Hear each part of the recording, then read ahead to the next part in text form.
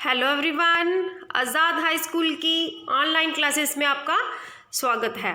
आज हम पढ़ेंगे क्लास 7th का लेसन नंबर 4। यह एक कविता है और इस कविता का नाम है प्रतिदिन हो त्योहार हमारा। इस कविता को लिखा है कवित्री इंदिरा परमार जी ने। इस कविता में बताया गया है कि चाहे जितनी बार भी हमें असफलता मिले, हमें हर बार अपनी गलतियों से कुछ ना कुछ सीखकर पूरी मेहनत व दृढ़ निश्चय से आगे बढ़ना चाहिए।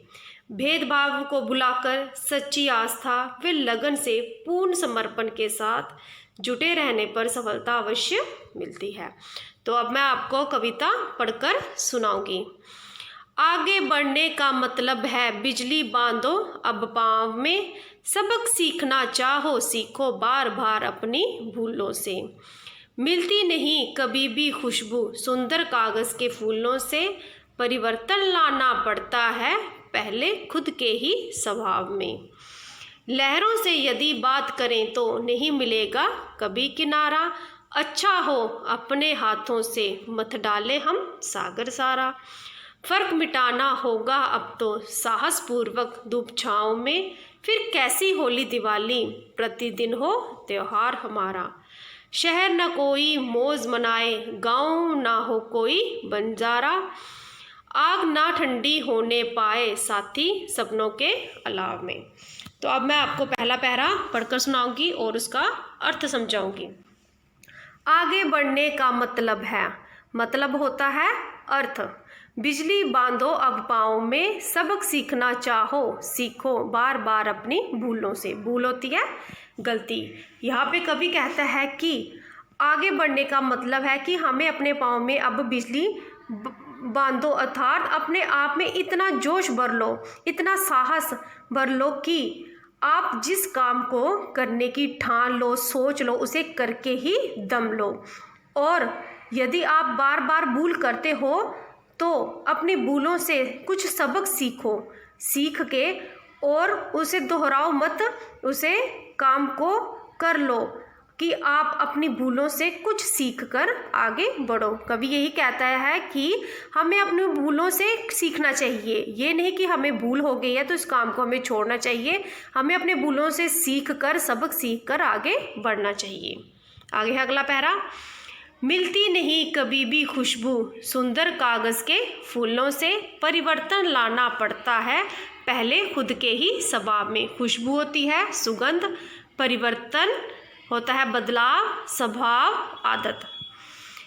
कवि कहता है कि हमें कभी भी कागज़ के फूलों से खुशबू नहीं मिलती है, चाहे वो कितना भी सुंदर क्यों ना हो। इसलिए हमें खुद में परिवर्तन लाना पड़ेगा, अर्थात पहले हमें अपनी आदतों को बदलना पड़ेगा, उसमें सुधार लाना पड़ेगा। यदि हम खुद को पहले बदलेंगे तभी हम दूसरों को सुधार सकेंगे, दूसरों के स्वभाव में भी सुधार ला सकेंगे, उन्हें कुछ सिखा सकेंगे। लहरों से यदि बात करें तो नहीं मिलेगा कभी किनारा, अच्छा हो अपने हाथों से मत डाले हम सागर सारा। सागर होता है समुद्र।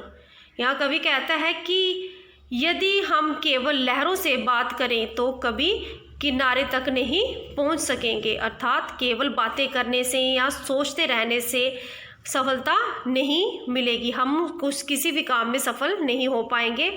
इसके लिए हमें खुद में साहस भरकर पूर्ण रूप से प्रयास करना होगा। अगर हम सिर्फ सोचते रहेंगे तो हम कभी भी अपनी मंजिल तक नहीं पहुंच पाएंगे। हमें पहले उस कार्य को करने की हिम्मत जुटानी पड़ेगी, उस कार्य को करना पड़ेगा, तभी हमें सफलता मिलेगी।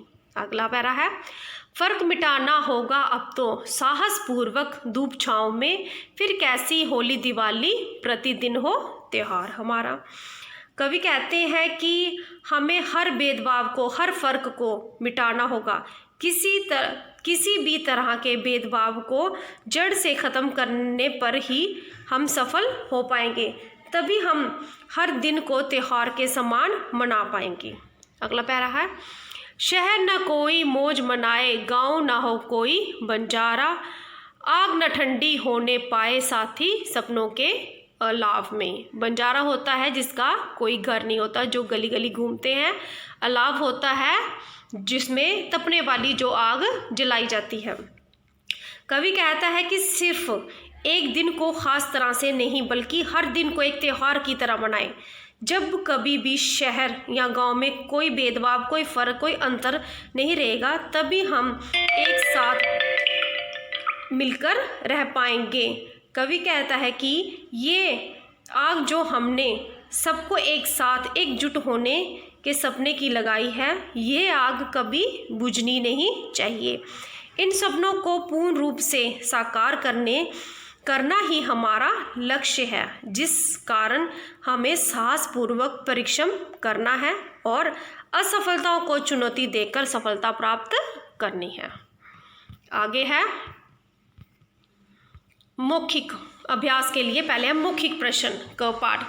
प्रस्तुत कविता किसके द्वारा रचित है? उत्तर है प्रस्तुत कविता कवित्री इंदिरा परिमार जी द्वारा रचित है। क पाठ परिवर्तन की शुरुआत कहाँ से होती है? उत्तर है परिवर्तन की शुरुआत पहले अपने ही स्वभाव से होती है।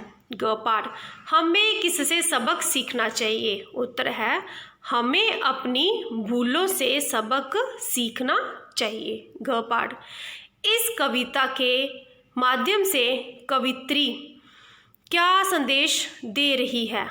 इस कविता के माध्यम से कवित्री यह संदेश दे रही है कि अगर हम साहस और श्रम के साथ कार्य करेंगे तो हमें सफलता अवश्य मिलेगी। आगे है मेरी लेखनी अर्थ ग्रहण संबंधी प्रश्न। परिवर्तन लाना पड़ता है पहले खुद के ही स्वभाव में। लहरों से यदि बात करें तो नहीं मिलेगा कभी किनारा। अच्छा हो अपने हाथों से मत डाल ले हम सागर सारा। आगे क पाठ है परिवर्तन का क्या अर्थ है? इसका सही उत्तर है बदलाव। आगे है ख पाठ किस फूल से कभी खुशबू नहीं आती है? इसका सही उत्तर है कागज। ग पाठ अच्छा हो अपने हाथों से मत डाले हम सागर सारा। इस पंक्ति का क्या अभिप्राय है? इसका अर्थ है इसका सही उत्तर है कठिन परिश्रम करना। आगे है ग पाठ बिजली बांधो आज पाँव में। इस पंक्ति का क्या तात्पर्य है? इसका सही उत्तर है कि आग ठंडी नहीं होनी चाहिए, कि आग ठंडी नहीं करना। लघु उत्तरीय प्रश्न क पाठ बार बार की भूलों से हमें क्या सीखना चाहिए? इसका उत्तर है बार बार की भूलों से हमें सबक सीखना चाहिए। ख पाठ आगे बढ़ने का क्या मतलब है? उत्तर है आगे बढ़ने का अर्थ है कि हमें पूरी तरह से हौसले के साथ और पूरी तैयारी के साथ आगे बढ़ना चाहिए। ग पाठ लहरों से बात करने से किनारा क्यों नहीं मिलता? उत्तर है लहरों से बात करने से किनारा इसलिए नहीं मिलता क्योंकि यदि हम सिर्फ सोचकर या बातें करके ही सफलता पाना चाहेंगे तो हमें कभी नहीं मिलेगी। इससे अच्छा है कि हम मेहनत करके सारा सागर ही मत डालें। ग पाठ प्रतिदिन हो त्योहार हमारा का क्या आशय है? इसका उत्तर है प्रतिदिन हो त्योहार हमारा से मतलब है कि हमें साहसपूर्वक भेदभाव और धूप छाँव का जो अंतर है उसे मिटाना होगा। फिर हम हर दिन को एक त्यौहार के समान मना पाएंगे। आगे है दीर्घ उत्तरीय प्रश्न। नीचे दिए गए पंक्तियों का भाव स्पष्ट कीजिए। लहरों से यदि बात करें तो नहीं मिलेगा कभी किनारा। अच्छा हो अपने हाथों से मत डाले सागर सारा। इसका उत्तर है इन पंक्तियों का भाव ये है कि सिर्फ बातें करने से और सोचते रहने से हम अपने कार्यों को नहीं कर पाएंगे। अगर हमें अपने कार्यों में को पूरा करना है तो हमें स्वयं आगे बढ़ना होगा। हमें संघर्ष और मेहनत करके अपने कार्यों को पूर्ण करना होगा। कोई भी कार्य बिना मेहनत के पूरा नहीं होता है। मेहनत करके ही मनुष्य को अपने कार्यों में सफलता प्राप्त होती है। आगे ख पाठ है सपनों को सच करने के लिए सपने देखना भी ज़रूरी है। आशय स्पष्ट कीजिए। इसका उत्तर है सपनों को सच करने के लिए सपने देखना इसलिए आवश्यक है क्योंकि अगर हम कोई सपना ही नहीं देखेंगे तो हम उस सपने को सच कैसे कर पाएंगे। अर्थात हम सपना देखेंगे तभी हमारे अंदर उसे पूर्ण करने का साहस आएगा और फिर हम उस सपने को सच कर पाएंगे। आगे ग पाठ। कविता में कौन सी आग ठंडी ना होने देने की बात कही गई है। उत्तर है इस कविता में कवि ने मेहनत करने के लिए जलाई जाने वाली आग को ठंडी ना होने देने की बात कही है। कवि ने ऐसा इसलिए कहा है कि अगर ये आग ठंडी हो गई तो हम अपने कार्य में सफल नहीं हो पाएंगे और हमारे सारे सपने अधूरे ही रह जाएंगे। आगे है ग पाठ। किस संदर्भ में होली दिवाली का उल्लेख किया गया है। उत्तर है होली दिवाली का उल्लेख इन दोनों के बीच में अंतर के संदर्भ में किया गया है। कवि इस अंतर को मिटा देना चाहता है। आगे है भाषा और व्याकरण। वर्णों के मेल से बनी सार्थक ध्वनि को शब्द कहते हैं। शब्दों की विशेषता ये होती है कि वे स्वतंत्र होते हैं, जैसे आग, पानी, होली और गांव आदि। यही शब्द जब वाक्य में व्याकरण के नियम अनुसार प्रयोग किए जाते हैं तो इन्हें पद कहा जाता है। जैसे घर की आग बुझ गई, पानी का गिलास लाओ, मैंने कितने वर्षों बाद होली खेली है, हमारा गांव बड़ा बहुत सुंदर है। आगे है नीचे दिए गए शब्दों को पदों में परिवर्तन कीजिए। फूल, फूलों की सुगंध सबको अपनी ओर मोह लेती है। बिजली, आज आसमान में बिजली चमक रही है। स्वभाव, महान व्यक्ति स्वभाव के धनी होते हैं। दिवाली, दिवाली हिंदुओं का सबसे बड़ा त्योहार है। अलाव, इसका सही है सपनों की अलाव ठंडी नहीं होनी चाहिए। बंजारा, बंजारा गली गली घूमता है।